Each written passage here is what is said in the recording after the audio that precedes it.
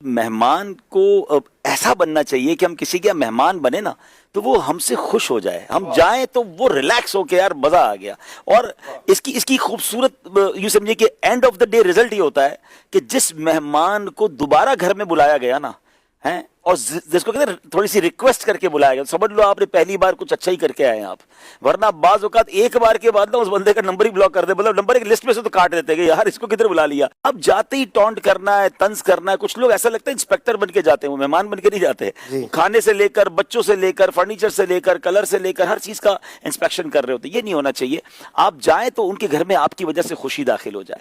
आप जाएं तो आप मुस्कुरा कर जाएं, जहां वो बिठाए वहां बैठ जाएं, जो खिलाए पसंद है या नहीं है। नहीं खाना तो थोड़ा सा हल्का फुल्का चख ले, लेकिन उसको एहसास ना होने दे कि यार उसकी आपकी पसंद का खाना नहीं है। और फिर दुआएं देकर आए, हो सके तो किसी के घर खाली हाथ ना जाएं, कोई तोहफा लेकर जाएं। है तो आप आ जाएंगे, तोहफा बाकी रह जाएगा। अच्छा, फिर माशाल्लाह निगरानी शुरा ने भी एक बार तरबियत फरमाई थी कि हम में से खासतौर पर मेरा ट्रैवल ज्यादा होता है, तो हम किसी के घर रहते हैं। अगर किसी के घर पे आपने एक दिन रुक गुजारा है, एक रात गुजारी, 2 रात गुजारी, तो अब आपके जाने के बाद जिस रूम से आप निकले ना, उस रूम में घर वाले आएंगे।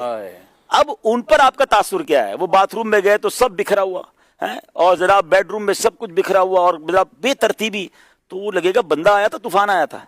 तो आप जब किसी के कमरे से बाहर जा रहे हैं तो कमरे को ऐसा छोड़ के जाएं कि कोई पहले तो दाखिल हो तो उसको खुशबू मिले, है कि माशाल्लाह ये तो कोई महकते लोग आए थे, तरतीब से चीजें रखी हुई हों जितना, क्योंकि आपका घर नहीं है कि आपके घर वाले आके ठीक कर देंगे। उसूलन तो अपने घर में भी करना चाहिए, लेकिन एटलीस्ट किसी के घर गए तो आप ये सोचें कि आपका तासुर आपके बाद क्या होगा। तो वो तासुर भी आपने अच्छा करके जाना है, साफ सुथरा करके जाएं, वॉशरूम वगैरह को तरतीब करके जाएं, ताकि आपके बाद वालों को तासुर हो कि कोई बाकी इंसान आया था। तो ये हमारा अंदाज होना चाहिए। लेकिन ये तो चले, आपके बाद जो आप उस घर वाले आएंगे, होटल में कभी रहते हैं तो यहाँ भी इसका ख्याल करना चाहिए।